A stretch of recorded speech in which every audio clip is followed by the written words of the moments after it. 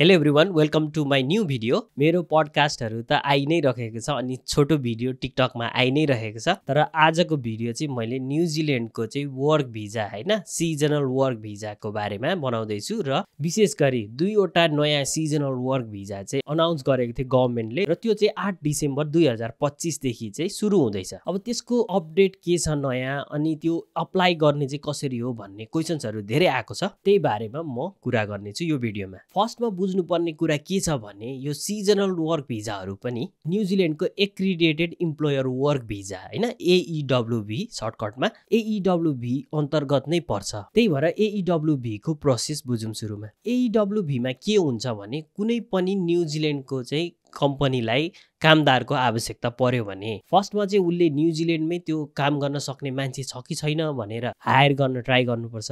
तर अब न्युजिल्यान्डमा चाहिँ त्यस्तो काम गर्ने मान्छे पाइएन भने चाहिँ बाहिरबाट पनि वर्क भिजा दिएर चाहिँ ल्याउन मिल्यो। हो, त्यही भिजा चाहिँ AEWV भिजा भयो। अब बाहिरबाट ल्याउने क्रममा बाहिरको मान्छे चाहिँ कम्पनीले भने जस्तो मान्छे भेटाएपछि कम्पनीले त्यो मान्छेलाई जब अफर गर्छ। त्यो जब अफर पाएको कामदार र इम्प्लोयर बीच चाहिँ एग्रिमेन्ट हुन्छ। कम्पनीले इमिग्रेसनमा चाहिँ जब टोकनको लागि चाहिँ एप्लिकेसन दिन्छ, जसमा चाहिँ इम्प्लोयरले चाहिँ त्यो कामदारको चाहिँ डिटेल्सहरू पनि राखेको हुन्छ। अनि जब टोकन अप्रुभ जब हुन्छ इमिग्रेसन न्युजिल्यान्डबाट, त्यस पछाडि त्यो जब टोकन चाहिँ उसले त्यो वर्करलाई कामदारलाई पठाउँछ। त्यही जब टोकनको आधारमा चाहिँ त्यो कामदारले चाहिँ AEWV एप्लाई गर्न पाउँछ। र एप्लाई गर्ने क्रममा चाहिँ जब टोकन मात्रै होइन, अरू डकुमेन्ट्सहरू जस्तै कि अब पे स्लिप चाहिनेछ भने पे स्लिप, ब्याङ्क स्टेटमेन्ट चाहिनेछ भने bank statement, medical certificate, police report, English language requirement छ भने त्यसको चाहिँ प्रमाण, यस्तो सबै डकुमेन्ट सहित चाहिँ भिजा अप्लाई गरिसकेपछि इमिग्रेसन न्युजिल्यान्डले त्यो सब भेरिफाई गरेर अनि भिजा दिने नदिने डिसिजन गर्छ। अनि सबै कुरा सेटिस्फाइड भएपछि चाहिँ भिजा इस्यु हुन्छ।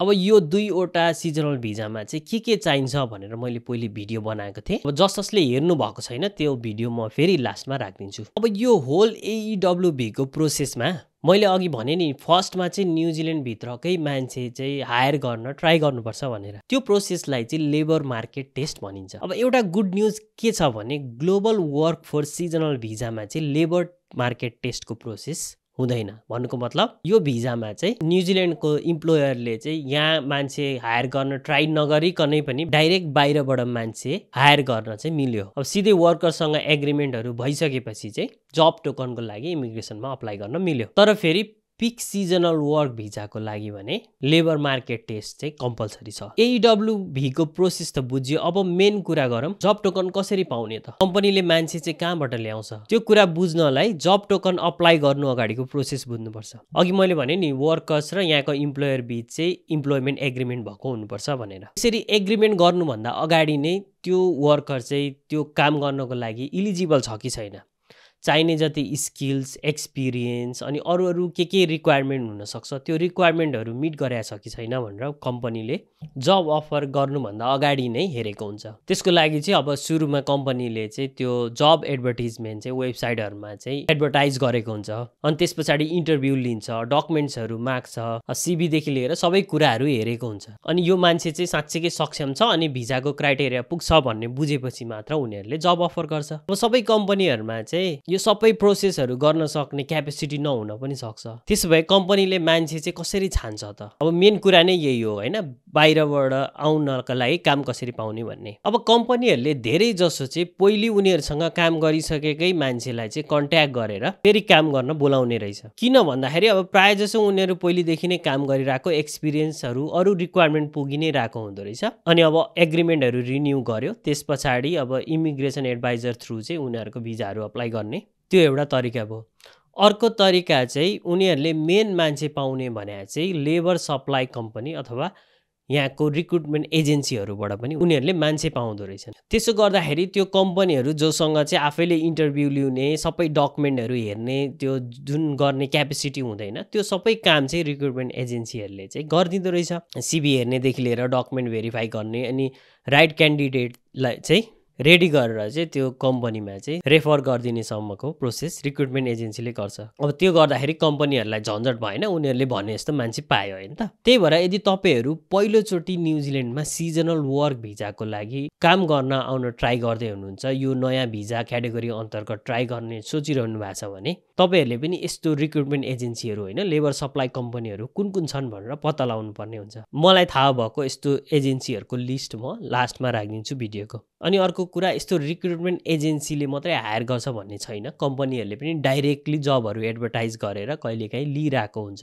कम्पनीहरूको वेबसाइटमै गएर पनि भ्याकेन्सीहरू चेक गर्नु होला। रिक्रुटमेन्ट गर्दाखेरि रिक्रुटमेन्ट एजेन्सी थ्रु गरे पनि उनीहरूले आफ्नो कम्पनीमा चाहिँ एडभर्टाइज चाहिँ गरेको हुन्छ धेरै जसोले। अनि अब सिक, ट्रेडमी यो वेबसाइटहरू त अब यहाँको पपुलर जब वेबसाइट भइहाल्यो, त्यहाँ पनि धेरै जसोले जब एडभर्टाइज गरेको हुन्छ। अनि सिजनल भिजामा चाहिँ कुन कुन जब टाइटलमा चाहिँ अप्लाई गर्न मिल्छ AEWV भनेर त्यसको एउटा छुट्टै लिस्ट नै छ, जुन तपाईँहरूलाई थाहा नै होला। थाहा छैन भने पनि म स्क्रिनमा राखिदिन्छु अनि लिङ्क चाहिँ म डिस्क्रिप्सनमा राखिदिन्छु। सबैभन्दा इम्पोर्टेन्ट कुरा चाहिँ के हो भने तपाईँहरू आफू त्यो जबको लागि इलिजिबल हुनुहुन्छ कि हुँदैन, चाहिएको जति एक्सपिरियन्स पुगेको छ कि छैन, इङ्ग्लिस ल्याङ्ग्वेज चाहिने हो भने त्यसको रिक्वायरमेन्ट पुगेको छ कि छैन, एक्सपिरियन्स कति मागेको छ त्यसको चाहिँ प्रमाणहरू, पे स्लिपहरू, स्यालेरी आएको प्रमाणहरू छ कि छैन, त्यो सबै कुराहरू चाहिँ तपाईँहरूलाई थाहा हुनुपर्छ। अनि मात्रै प्रोसेस गर्नु होला, नत्र भने अब टाइम वेस्ट हुन्छ।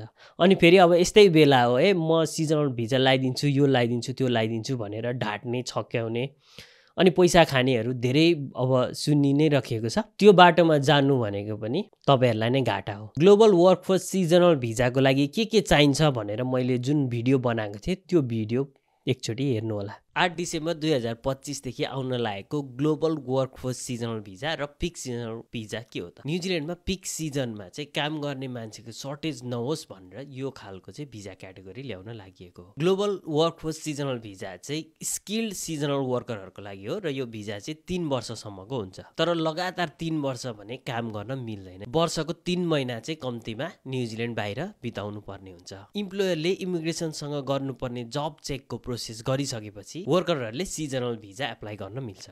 यो ग्लोबल वर्कफोर्स सिजनल भिजाको लागि इलिजिबल हुनको लागि चाहिँ कमसेकम पनि गएको 6 वर्षमा 3 पटकसम्म सिजनल वर्कमा चाहिँ काम गरेको हुनुपर्छ रिलेटेड जब रोलमा। लेबर मार्केट टेस्ट र इङ्ग्लिस ल्याङ्ग्वेजको रिक्वायरमेन्ट चाहिँ यो भिजा क्याटेगोरीमा चाहिँ राखेको छैन। Wine maker, agricultural technician, chair lift operator यस्तै 17वटा लिस्टहरूलाई चाहिँ यो क्याटेगोरीमा राखिएको छ। र इमिग्रेसन न्युजिल्यान्डले निकालेको यो लिस्टको चाहिँ स्क्रिनसट म यहाँ राखिदिन्छु। तपाईँहरूले काम गरेको रोल्स चाहिँ यहाँ परेको परेन त्यो हेर्नु होला। अनि पिक सिजनल वर्क भिजाको बारेमा चाहिँ म अर्को भिडियोमा बताउनेछु। यो त भयो ग्लोबल सिजनल वर्क भिजाको। अब पिक सिजनल वर्क भिजामा के चाहिन्छ भन्ने भिडियो पनि हेर्नु। न्युजिल्यान्डको पिक सिजनल भिजा के हो त? पिक सिजनल भिजामा चाहिँ लोवर स्किल वर्कर अथवा इन्ट्री लेभल स्किल भएकाहरूका लागि 7 महिनासम्म दिइने भनेर ल्याइएको वर्क भिजा हो। 7 महिनाको यो भिजामा काम गरिसकेपछि कमसेकम पनि 4 महिना चाहिँ ब्रेक लिनै पर्ने हुन्छ अनि मात्र फेरि यो भिजा अप्लाई गर्न मिल्छ। यो भिजाको लागि चाहिँ गएको 3 वर्षमा कमसेकम पनि एउटा सिजनमा चाहिँ रिलेटेड सिजनल वर्क गरेको छ भने पनि भिजा अप्लाई गर्नको लागि इलिजिबल भइन्छ। तर यो भिजा प्रोसेसको लागि चाहिँ इम्प्लोयरले वर्क एन्ड इन्कमसँग इङ्गेज गर्नुपर्ने हुन्छ र यो भिजामा चाहिँ कम्प्रिहेन्सिभ हेल्थ इन्स्योरेन्स पनि चाहिन्छ। इङ्ग्लिस ल्याङ्ग्वेज रिक्वायरमेन्ट चाहिँ यो भिजा क्याटेगोरीमा पनि राखिएको छैन। Forestry worker, meat process worker, wool handler यस्तै 9वटाको चाहिँ लिस्ट इमिग्रेसन न्युजिल्यान्डले निकालेको छ। यहाँ मैले स्क्रिनसटमा राखिदिन्छु। अब इलिजिबल हुनलाई के चाहिने रहेछ भन्ने त तपाईँहरूले बुझिहाल्नु भयो, प्रोसेस पनि थाहा पाइहाल्नु भयो। र अब न्युजिल्यान्डमा त्यस्तो लेबर सप्लाई गर्ने कम्पनीहरू, रिक्रुटमेन्ट एजेन्सीहरू के छन् भनेर मैले रिसर्च गरेको थिएँ। यसको चाहिँ लिस्ट म यहाँनिर राखिदिन्छु। तपाईँहरूले चाहिँ यहाँ हेरेर प्रोसेस बुझेर अप्लाई गर्न सक्नुहुन्छ। अब यो कुनै पनि एजेन्सीहरूसँग मैले कुरा पनि गरेको छैन र मैले चाहिँ पर्सनल्ली कुनै पनि प्रोसेस यिनीहरूबाट गरेको छैन। त्यही भएर अब एक्ज्याक्ट प्रोसेसहरू के छ त्यो चाहिँ मलाई पनि थाहा छैन। तर मैले वेबसाइटमा केहीको वेबसाइटमा गएर हेर्दा चाहिँ के प्रोसेस हुन्छ भनेर मजाले नै लेखिदिएको छ। नत्र भने अब तपाईँहरूले कन्ट्याक्ट गरेर सोद्धा पनि हुन्छ। ल होपफुल्ली यो न्युजिल्यान्डको 2वटा सिजनल भिजाको बारेमा तपाईँहरूलाई क्लियर भयो होला। र यदि कोही क्वेसन छ भने कमेन्टमा छोड्नु होला। र मेरो छोटो भिडियोहरू, पडकास्ट अनि यस्तो अपडेटहरू तपाईँहरूलाई कस्तो लागिरहेछ लाइक सेयर र सब्सक्राइब गरेर सपोर्ट गर्नु होला। जति तपाईँहरूले चाहिँ सपोर्ट गर्नुभयो त्यति भिडियो बनाउन चाहिँ मलाई प्रोत्साहन मिल्छ, मोटिभेट भइन्छ। त्यही भएर त्यो सपोर्ट चाहिँ राखिराख्नु होला। अर्को भिडियो नआउन्जेलसम्मको लागि बाई बाई।